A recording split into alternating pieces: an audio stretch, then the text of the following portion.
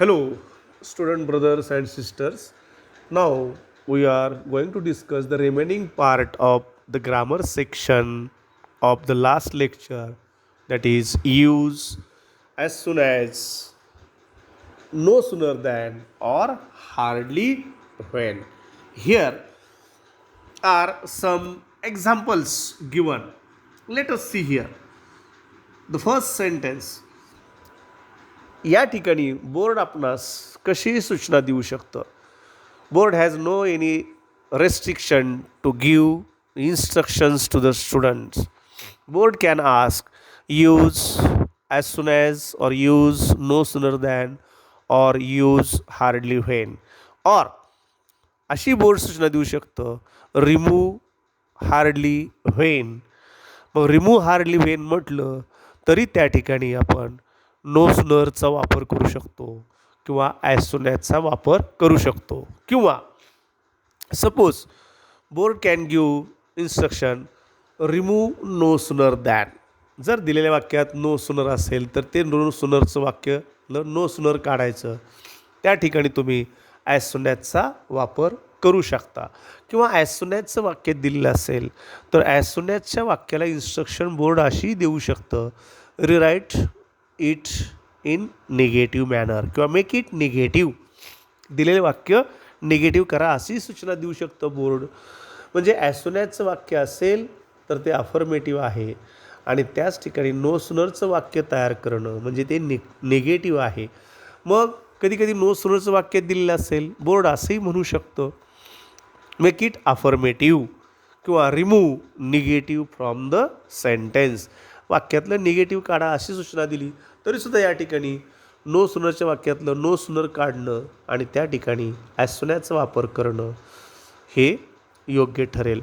या ठिकाणी you must have command over all types of tense is important.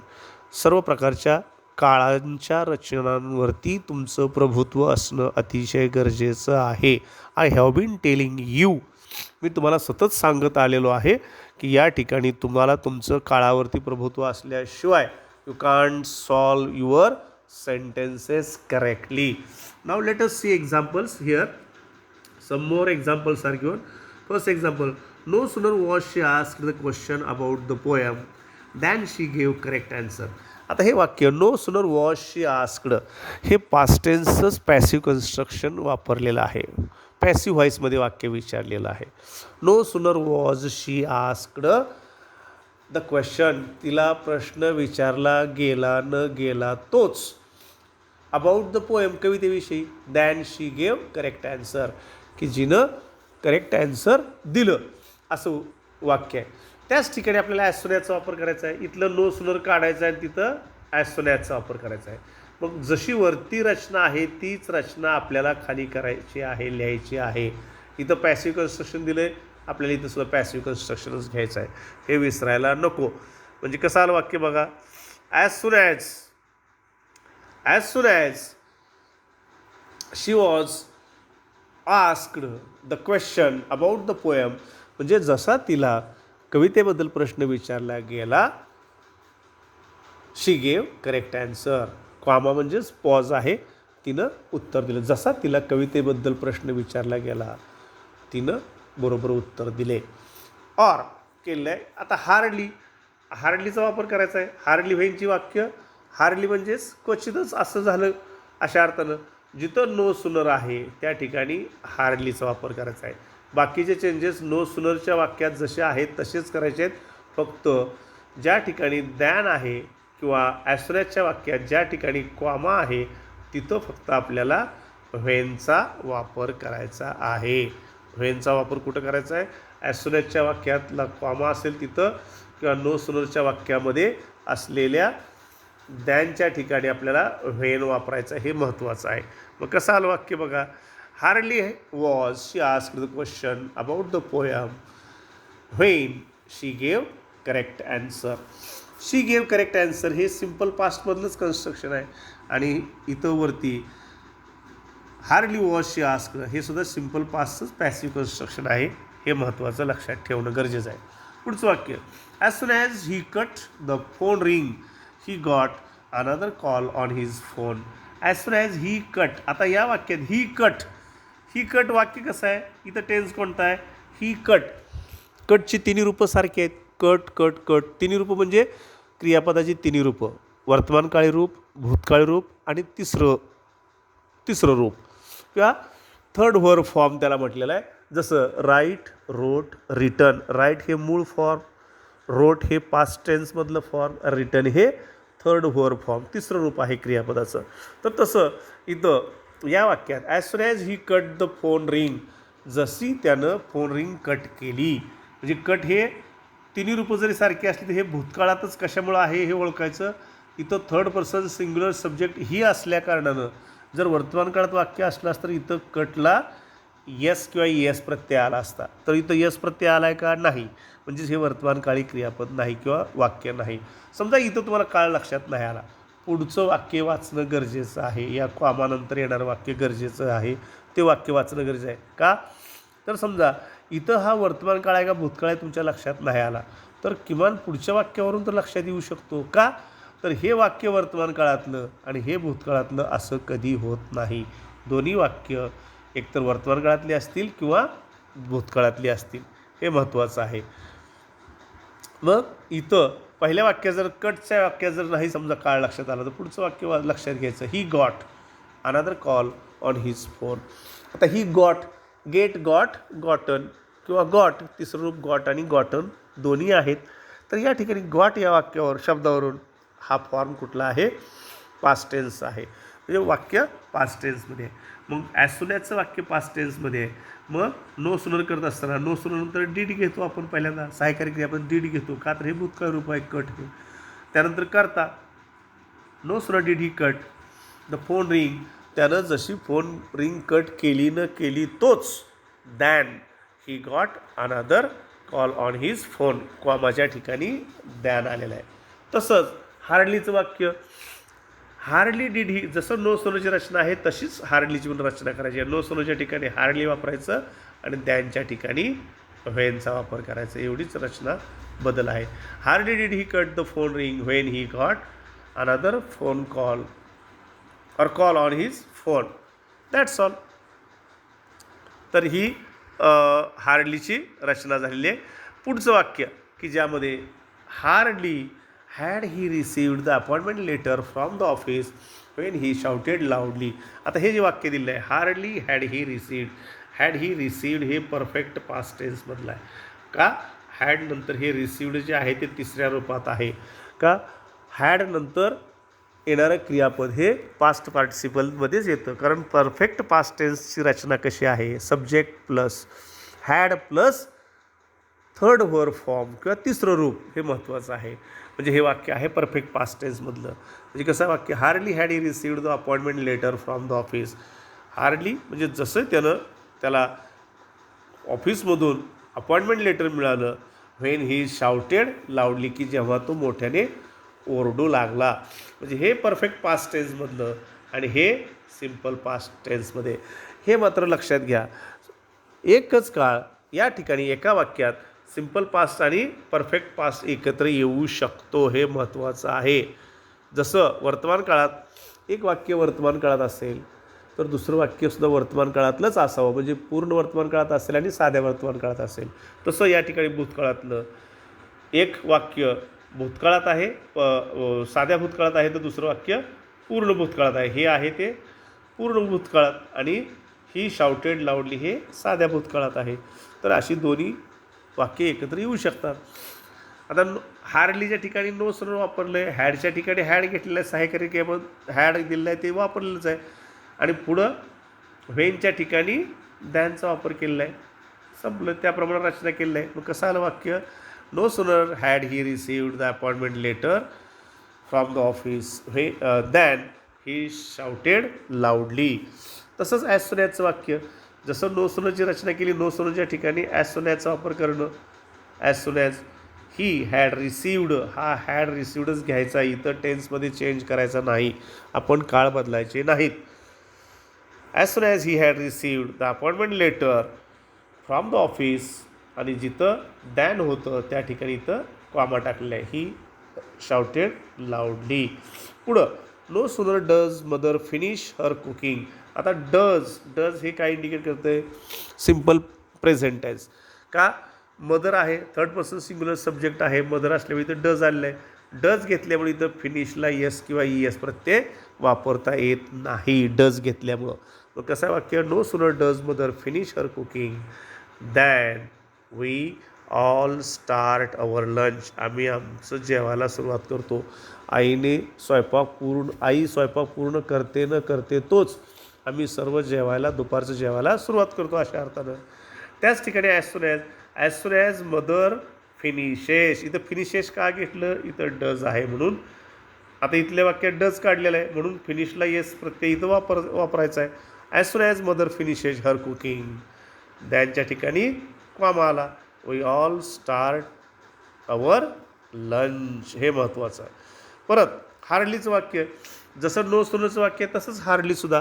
Hardly does mother finish her cooking आणि दॅनच्या ठिकाणी परत व्हेन आलेलं आहे. When we all start our lunch. हे महत्त्वाचं आहे. परत पुढचं शेवटचं वाक्य, no sooner did she sing a famous film song loudly than we all started singing together. आता no sooner did she sing साध्या भूतकाळातलं वाक्य आहे. डीड इथं घेतलं आहे म्हणून इथं कर्त्यानंतर मूळ क्रियापद आलं. फेमस फिल्म सॉन्ग प्रसिद्ध चित्रपट गीत मोठ्याने तिनं गायला सुरुवात केली न केली तोच. दॅन म्हणजे तोच अशा अर्थानं. We all started dancing together. आम्ही सर्वजण एकत्र नाचायला सुरुवात केली. तेच ॲज सून ॲजमध्ये कसं गेलं? As soon as she sang. इथं सॅंग काय घेतलेलं आहे? इथं वरती वाक्यात डीड शी सिंग असं आहे म्हणून इथं सिम्पल पास्टचं रचना घेतलेली आहे. As soon as she sang a famous film song loudly आणि त्यांच्या ठिकाणी कॉमा टाकलेला आहे. We all started dancing together. आता हार्डलीचं वाक्य पुढं तसंच केलेलं आहे. जसं नो सुनरचं वाक्य आहे तसंच हार्डलीचं वाक्य. Hardly did she sing. जसं इथं डीड घेतलं आहे तसंच इथं पण घेतलं आहे. Hardly did she sing a famous film song. दॅनच्या ठिकाणी व्हेन घेतलेलं आहे. When we all started dancing together. That's all. आता इथं ऑर केलेलं आहे बघा. ऑर का केलेलं आहे? हे जे आहे हार्डली डीड नंतर तुम्ही समजा बोर्ड अशाच वाक्याला नो सुनर डीडचं वाक्य दिलं असेल आणि इथं समजा बोर्ड सूचना दिली काय? Rewrite sentence using hardly had. आता हे दिलेलं वाक्य डीड आहे म्हणजे सिम्पल पास्टमध्ये आणि करा म्हणून सांगितलं कुठलं? Hardly had. हॅड म्हणजेच परफेक्ट पास्ट टेन्सचा वापर करायचा आपल्याला. तर आपण तसं करू शकतो. म्हणजे बदल काय करायचा आहे? फक्त हार्डली नंतर डीड घ्यायच्याऐवजी हॅड घ्यायचं. इथं वाक्यात कसं केलं आहे? हार्डली नंतर इथं हार्डली नंतर डीड घेतलं आहे पण बोर्डानेच सांगितलं समजा hardly use hardly had. Hardly नंतर हॅड हे वापराच असं जर बोर्डाने सांगितलं असेल तर मात्र हॅड घ्यायचंच. हार्डली हॅड शी संग. इथं संग घेतलेलं आहे. हे महत्त्वाचा फरक आहे. का? वरती वाक्यात काय केलं आहे? डीड शी सिंग केलेलं आहे. डीड घेतल्यामुळे मूळ क्रियापद घ्यावं लागलं आणि हॅड घेतल्यानंतर मात्र तिसरं रूप घ्यायचंच. कारण का? परफेक्ट पास्ट टेन्सची रचनाच तशी आहे. Subject plus had plus past participle. Had plus past participle म्हणजेच काय? हॅड संग म्हणजे तिसरं रूप. हे महत्त्वाचं आहे. म्हणजे हॅड घ्यायला सांगितलं की इथं तिसरं रूप आलंच पाहिजे. आणि जर हॅड घ्यायला नाही सांगितलं यूज हार्डली व्हेन असं जर सांगितलं असेल बोर्डानं तर त्यावेळेला जशी रचना आहे मूळच्या या वाक्यातली हार्डली डीड शी सिंग तशीच आपलं no sooner did she Singh तशीच हार्डली डीड शी सिंग अशी रचना करायची. पण जर समजा खास सांगितलं असेल यूज हार्डली हॅड तर त्यावेळेला मात्र तुम्ही हॅड वापरलं की तर तिसरं रूप घेतलंच पाहिजे. हार्डली हॅड शी संग फेमस फिल्म सॉन्ग लाऊडली आणि दॅनच्या ठिकाणी नेहमीप्रमाणे किंवा कॉमाच्या ठिकाणी व्हेन वापरतो आपण. When we all started dancing together. That's all. This is very important. Board can give any instruction. Don't forget. I am telling again and again की बोर्ड कशी सूचना देऊ शकतो. समजा हे वाक्य आहे. ॲज सून ॲजचं वाक्य दिलेलं असेल. हे वाक्य ॲज सून ॲजचं वाक्य दिलं आपल्याला. As soon as she was asked. हे वाक्य अफर्मेटिव्ह आहे आणि मेक निगेटिव्ह अशी सूचना दिली. जर तुम्हाला मेक निगेटिव्ह सूचना दिली तर त्या वेळेला तुम्हाला फक्त नो सुनरचंच वाक्य वापरायचं आहे. किंवा समजा बोर्डाने तुम्हाला नो सुनरचं वाक्य दिलं आहे मेक इट अफर्मेटिव्ह अशी सूचना दिली तर तुम्ही हे ॲज सून ॲजचं वाक्य लिहू शकता किंवा हार्डली व्हेनचं सुद्धा वाक्य लिहू शकता. हे अतिशय महत्त्वाचं आहे. So if you have command over the tense, you can solve any grammar sentence. The first condition is that you must have command over grammar or tense. सर्व काळांच्या रचनावरती कमांड असणं गरजेचं आहे. I have been telling you again and again. Don't forget. Try to focus your attention on all types of tense structures. Tense स्ट्रक्चरवरती सर्वांनी focus करायचं आहे की ज्यामध्ये ॲक्टिव्ह आणि पॅसिव्ह कन्स्ट्रक्शनसुद्धा फोकस करायचं आहे. I think you might have gone through it during the 10th standard and 9th standard. You have to make revision about it. In case of any difficulty of tense structures, you may ask me, you may call me. I am ready to help whenever you expect it from me. So is there any difficulty? If no, then it's okay. If there is any difficulty, then you may call me, you may ask me, but don't give up anything without perfection. That is important. So have a nice time and enjoy the grammar sentences. After learning these grammar sentences, you have to compose your own sentences. You have to make your own sentence of as soon as, then you have to transform it into no sooner than and hardly when. In the same manner, you have to select your sentence hardly when, then you have to transform it into no sooner or as soon as. It is important to compose your own sentences. अर्थपूर्ण प्रकारची वाक्य तुम्ही स्वतः compose करायचे आहेत. when you start to compose your own sentences, only then that you are going to achieve command over the language. We have to learn language, not subject. This is very important message for all of you. We have to learn language and not subject. आपल्याला भाषा शिकायची आहे, विषय नाही. हे महत्त्वाचं आहे. भाषा शिकली की विषय आपोआप येईल, पण विषय शिकलात तर भाषा येणं अवघड होईल. So don't forget that you must try to learn the language which is very important. So never forget in life to learn language. So that's all for as soon as, no sooner than, and so on. Okay, have a nice time to all of you. Go through many types of sentences of it. Okay, thank you.